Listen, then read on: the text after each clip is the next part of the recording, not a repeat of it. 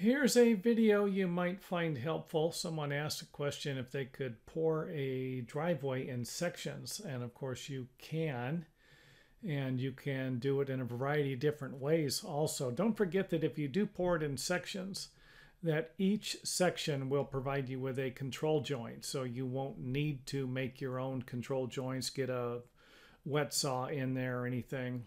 And I like to round off the corners when I pour it in sections so that it looks nice also. So just keep that in mind.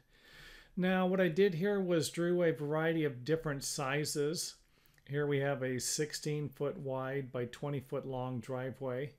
And I kind of split it up into 4 equal spaces, 8-foot by 10-foot. Here I took the same driveway and split it up into thirds this way. We still have the same 8 feet. But we don't have 10 foot. We have 6 foot 8 inches here. So we have 6 squares instead of 4. And then over here we have a longer driveway. We have a 30 by 20. And you can see where it's split up into 6 squares here. And here we have 6 squares with a border going around it. And of course I have the top mitered. It's a good idea to miter as many of these corners as you can, or get a line off of them. I mean, the ideal driveway, and I'm not saying you have to do this, but the ideal driveway, something like this, would have a line coming off. You would have an X here, and then an X in each one of these squares, kind of a thing.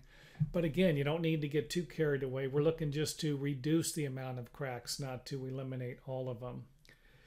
30 by 40, kind of split up here again.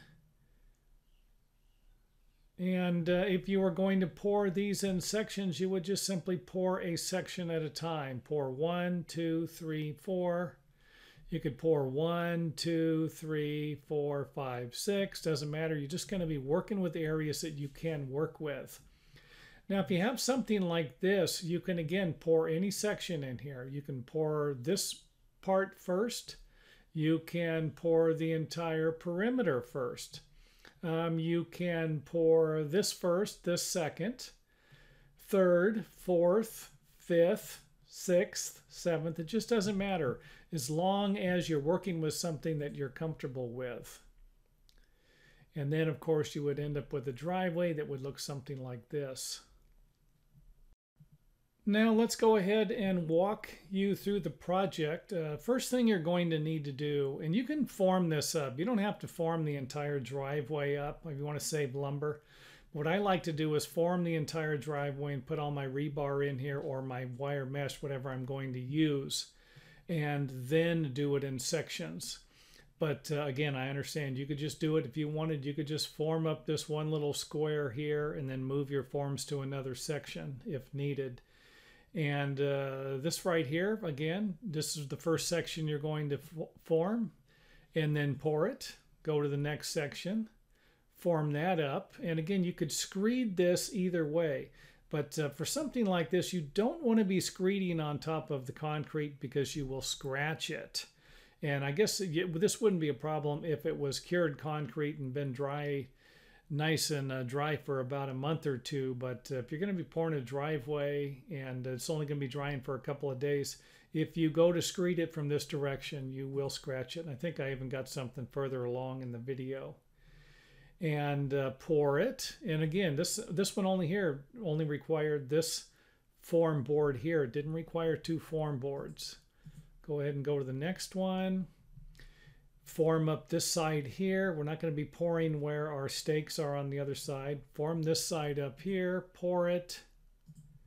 Go to the next side.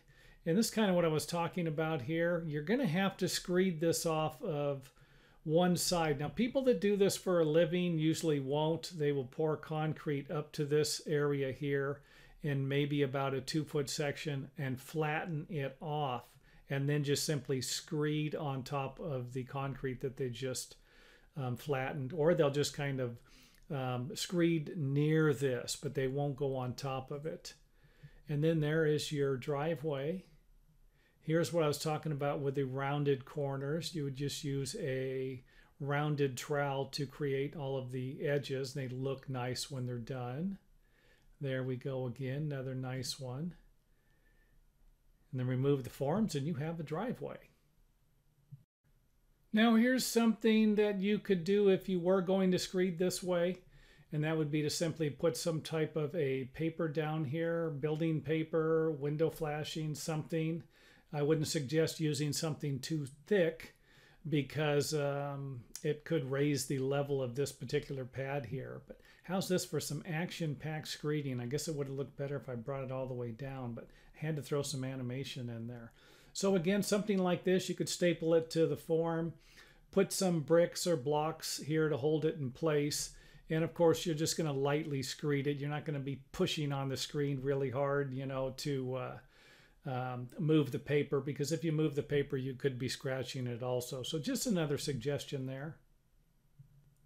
Now, if you're interested in making the driveway a little stronger, you're going to need to install some rebar. And the rebar needs to be at least 3 or 4 inches away from the edge of the form. And I believe in reality, I think it's 3 inches away. But if you go 4 inches, you're going to be safe there. Feel free to correct me if I'm wrong on that in your area. Your comments are always greatly appreciated. You can always use some blocks. These are called dobies. And I don't know if that's adobe or just doby, but a lot of the concrete people call them dobies. Little blocks to keep the rebar off of the ground. And the blocks come with wire. And you can usually get them at your local masonry supply places, and even lumber yards and home improvement centers have them also. Now, something I want to point out here, I'm just going to show you how to form up this one section, but you should get an idea about it. You can see where we've notched over the rebar, and I would not drill a hole through here. If you drill a hole through here, how are you going to get the form off? So that's not going to work. You're going to need to notch it and then set the form down. Now, something else I want to point out when you're notching form boards, and this is just with regular lumber, you know, you're going to look at it, it's going to be nice and straight. You cut a notch out of it and it could be warped, it could be crowned. So make sure you check the board, because you might need to get another one or somehow adjust it to where it won't be bowed. But I've actually cut notches out of these things, and they've got a nice crown in them after the couple of notches. Another view there of the form board over the rebar. That's what it would look like when it's ready to pour, and it's not going to be a big deal if concrete oozes into these areas here, because you're going to be pouring other concrete next to it on the other side. And there's your slab. So anyway, I hope that helps, and I hope you have an idea. I've done a lot of this pouring sidewalks, porches, patios, did some stuff around the house I used to live in, and I don't think I've done much to this house here, but if I had to, this is the way I'd probably do it if I wasn't going to get a concrete truck. This would be used. You'd use this method if you were going to mix your own concrete in a wheelbarrow or a cement mixer. And trust me, I've actually mixed a shed foundation. I believe it was about 8 foot by 12 feet. Me and my wife actually mixed it one night and poured it, and turned out pretty good. So do it in sections, and let me know what you think by hitting the old thumbs up button. And don't forget to leave any comments or questions in the comment area.